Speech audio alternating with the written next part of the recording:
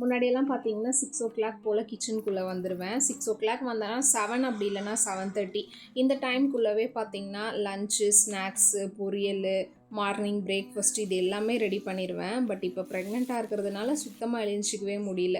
6:30 போல் தான் எழுந்திரிச்சிக்கிறது. குளிச்சுட்டு ஒரு 7:00 போல் தான் பார்த்தீங்கன்னா சமையல் ரூம்குள்ளவே போகிறது. போயிட்டு கடகடான்னு வெங்காயம், தக்காளி எல்லாம் கட் பண்ணி அது வந்து சாத்தி ஆகிற நேரத்தில் நடுவில் இந்த மாதிரி பாப்பா வந்து எழுப்பி அவள் கூட கொஞ்சம் நேரம் பேசி அவளை கொஞ்சிட்டு அவளை வந்து வாஷ்ரூம் அனுப்பி விட்டுருவேன். அவள் வாஷ்ரூம் போயிட்டு வரதுக்குள்ளே குழம்பு ரெடி பண்ணிடுவேன்.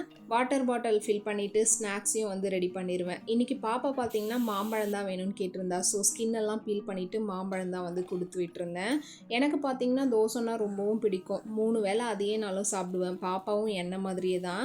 லஞ்சுக்கு வந்து தோசை தான் வேணும்னு கேட்டிருந்தா. மினி ஊத்தாப்பம் மாதிரி ரெடி பண்ணிவிட்டு இன்றைக்கி பார்த்தீங்கன்னா புடலங்காய் கூட்டு தான் ரெடி பண்ணியிருந்தேன். அதை சேர்த்து கொடுத்து விட்டேன்.